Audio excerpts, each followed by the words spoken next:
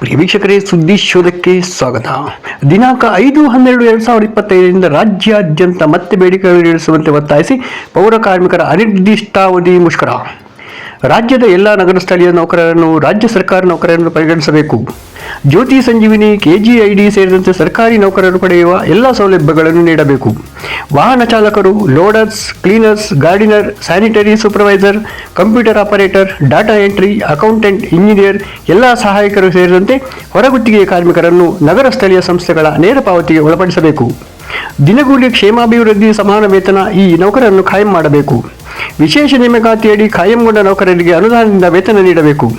ಈ ಎಲ್ಲ ಬೇಡಿಕೆಗಳನ್ನು ಸರ್ಕಾರದ ಮುಂದಿಟ್ಟ ಪೌರ ಕಾರ್ಮಿಕರು. ಮುಷ್ಕರದಿಂದ ಆಗುವ ತೊಂದರೆಗಳಿಗೆ ಕೊಪ್ಪ ನಾಗರಿಕರ ಕ್ಷಮೆ ಕೋರಿದ ಪಟ್ಟಣ ಪಂಚಾಯಿತಿ ದಿನಗೂಲಿ ನೌಕರರು. ಸುದ್ದಿಶೋಧ, ಕೊಪ್ಪ, ಚಿಕ್ಕಮಗಳೂರು.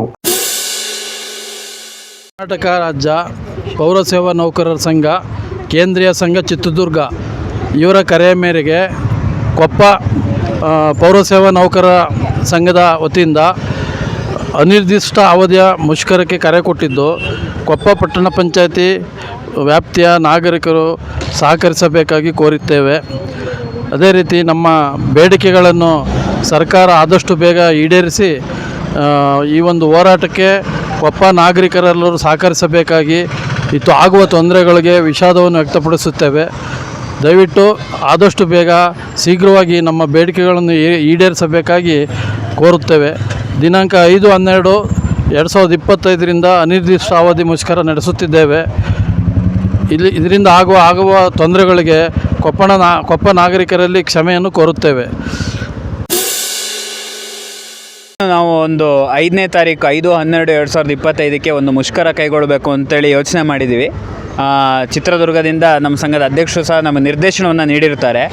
ಈ ಹಿಂದೆಯೂ ಸಹ ನಾವು ಕಚೇರಿ ಬಾಗಿಲನ್ನು ಹಾಕಿ ಏನು ನೀರು ಸರಬರಾಜು ಸಿಬ್ಬಂದಿಗಳಿರ್ಬೋದು, ಹಾಗೆ ಸ್ವಚ್ಛತೆ ಕಾರ್ಯದಲ್ಲಿ ತೊಡಗಿರ್ತಕ್ಕಂತಹ ನಮ್ಮ ಪೌರ ನೌಕರರಿರ್ಬೋದು, ಮತ್ತು ಕಚೇರಿಯಲ್ಲಿ ನಿರ್ವಹಿಸುತ್ತಿರುವ ಡೇಟಾ ಎಂಟ್ರಿ ಆಪರೇಟರ್ಗಳು, ಇಂಜಿನಿಯರ್ಗಳು, ಹಾಗೆ ಅಕೌಂಟೆಂಟು, IT ಸ್ಟಾಫು ಪ್ರತಿಯೊಬ್ಬರೂ ಸಹ ತಮ್ಮ ಎಂಥ ತುಂಬ ಅಂದರೆ ನಮಗೆ ಭಾಳ ಮಾಹಿತಿಗಳಾಗಲಿ, ಅದು ಕೆಲಸದ ಒತ್ತಡಗಳು ಹೆವಿ ಇರುತ್ತೆ. ಆ ಒಂದು ಸಮಯದಲ್ಲಿ ಸಹ ಬಿಡುವು ಮಾಡಿಕೊಂಡು ನಾವು ನಮ್ಮ ಒಂದು ಮುಷ್ಕರನ ಕೈಗೊಂಡಿರ್ತೇವೆ. ಆದರೆ ನಮ್ಮ ಕರೆಯಲ್ಲಿ ಏನೋ ವ್ಯತ್ಯಾಸ ಆಗಿದೋ ಏನೋ ಗೊತ್ತಿಲ್ಲ, ಸರ್ಕಾರಕ್ಕೆ ನಮ್ಮ ಕರೆ ಮುಟ್ಟಿರೋದಿಲ್ಲ. ಅವ್ರು ಹೇಳ್ತಾರೆ, ನೀವು ಈಗ ನಾವು ನಿಮ್ಮ ಇದು ಬೇಡಿಕೆಗಳನ್ನು ಈಡೇರಿಸ್ಕೊಡ್ತೀವಿ ಅಂಥೇಳಿ ನಮ್ಮ ಇದನ್ನು ಸಹ ಅಲ್ಲಿಗೆ ನಿಲ್ಲಿಸಿರ್ತೀವಿ. ಆದರೆ ಇದುವರೆಗೂ ಸಹ ಸರ್ಕಾರದಿಂದ ಯಾವುದೇ ತರಹದ ಅವಕಾಶಗಳು ನಮಗೆ ಸಿಕ್ಕಿಲ್ಲದೆ ಇರೋ ಕಾರಣ ಮತ್ತೊಮ್ಮೆ ನಮ್ಮ ರಾಜ್ಯಾಧ್ಯಕ್ಷರು ಹೇಳಿದ ಹಾಗೆ ಮತ್ತೊಮ್ಮೆ ನಾವು 5/12/2025 ಈ ಒಂದು ಮುಷ್ಕರವನ್ನು ಮತ್ತೆ ಮುಂದುವರಿಸಬೇಕು ಅಂಥೇಳಿ ತೀರ್ಮಾನ ಮಾಡಿದ್ದೀವಿ. ಹಾಗಾಗಿ ಇದರಿಂದ ಅನೇಕ ಜನತೆಗೆ ಇದರಿಂದ ತೊಂದರೆ ಆಗುತ್ತೆ ಸಹ. ಆದರೆ ಅದಕ್ಕೆ ನಾವು ಈಗಲೇ ಕ್ಷಮೆ ಕೇಳ್ತಾ ಇದ್ದೀವಿ. ಯಾಕಂದರೆ ಏನು ಇಲ್ಲಿ ಕೆಲಸ ಮಾಡ್ತಿದ್ದಾರೆ ಸರ್ಕಾರಕ್ಕೆ ಅವ್ರ ಗಮನಕ್ಕೆ ಹೋಗಬೇಕಾಗಿದೆ. ನಾವು ಸರ್ಕಾರನ ಯಾವುದೇ ಕಾರಣಕ್ಕೂ ದೂರೋದಿಲ್ಲ, ಬಟ್ ನಾವೇನು ಕೆಲಸ ಮಾಡ್ತಿದ್ದೀವಿ ಅನ್ನೋದು ಅವ್ರಿಗೂ ಸಹ ಗೊತ್ತಾಗಬೇಕು. ಒಂದು ಕನಿಷ್ಠ ವೇತನವನ್ನಾಗಿ ಒಂದು ಸಮಾನ ವೇತನವನ್ನು ಮಾಡಿಕೊಟ್ಟು, ಹಾಗೆ ಏನೊಂದು ಫೆಸಿಲಿಟೀಸನ್ನು ಕೇಳಿದ್ದೀವಿ ಅದನ್ನು ಕೊಟ್ಟು ಎಲ್ಲ ಸರ್ಕಾರ ಪರ್ಮನೆಂಟ್ ಅವ್ರಿಗಿರುವಂಥ ಆಪರ್ಚುನಿಟಿಯನ್ನು ಸಹ ಎಲ್ಲ ಔಟ್ಸೋರ್ಸ್ವರೆಗೂ ನೀಡಬೇಕು.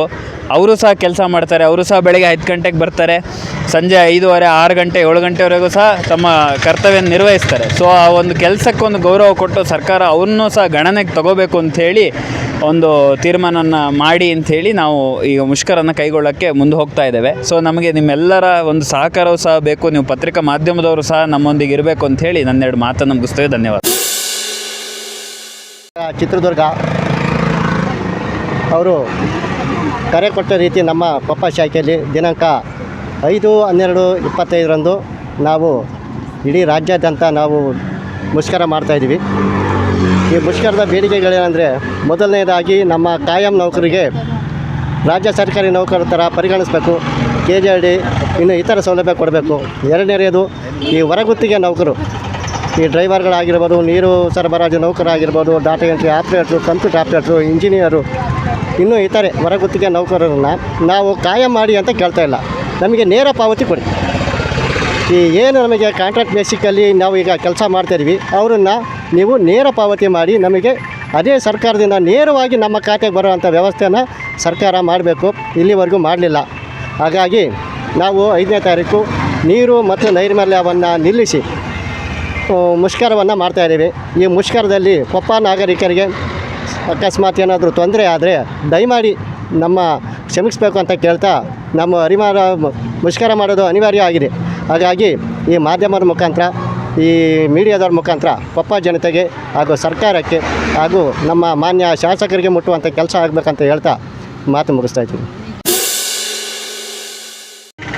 ಕೊಪ್ಪ ಪಟ್ಟಣ ಪಂಚಾಯಿತಿ ವ್ಯಾಪ್ತಿಯಲ್ಲಿರುವ ಸಾರ್ವಜನಿಕರಲ್ಲಿ ನಾವು ಕ್ಷಮೆಯನ್ನು ಯಾಚಿಸುತ್ತಾ ನಾವು ಈಗ 5ನೇ ತಾರೀಕು ನಾವು ಮುಷ್ಕರ ಕೈಗೊಳ್ತಾ ಇದ್ದೀವಿ. ಮುಷ್ಕರ ತುಂಬ ಅನಿವಾರ್ಯವಾಗಿದೆ ನಮಗೆ.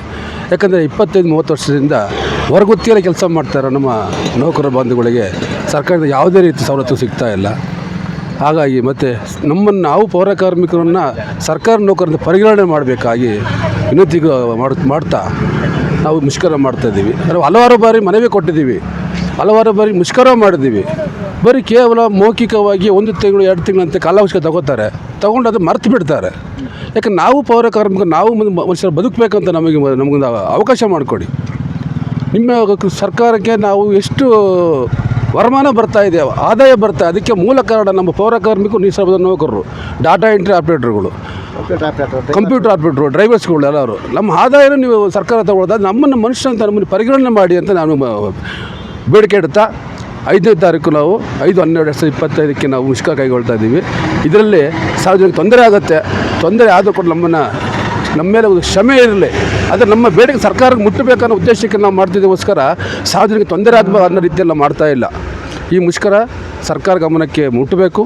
ಸಾರ್ವಜನಿಕರಿಗೆ ಆಗ ತೊಂದರೆಗಳನ್ನ ಸರ್ಕಾರಕ್ಕೆ ತಾವುಗಳೇ ತಿಳಿಸ್ಬೇಕು. ನಾವು ತಿಳಿಸಿ ಸಾಕಾಗೋಗಿದೆ. ಸಾರ್ವಜನಿಕ ನೀವು ತಿಳಿಸಿದರೆ ಸ್ವಲ್ಪ ನಮ್ಮ ಗಮನ ಹರಿಸುತ್ತಾರೆ, ನಮ್ಮ ಬೇಡಿಕೆ ಈಡೇರ್ತಾವೆ ಅನ್ನೋ ಉದ್ದೇಶದಿಂದ ನಾವು ಈ ಮುಷ್ಕರ ಮಾಡ್ತಾಯಿದ್ದೀವಿ. ದಯವಿಟ್ಟು ಸಾರ್ವಜನಿಕರಲ್ಲಿ ಕ್ಷಮೆ ಕೊಡುತ್ತಾ ಮಾತು ಮುಗಿಸ್ತಾ ಇದ್ದೀನಿ.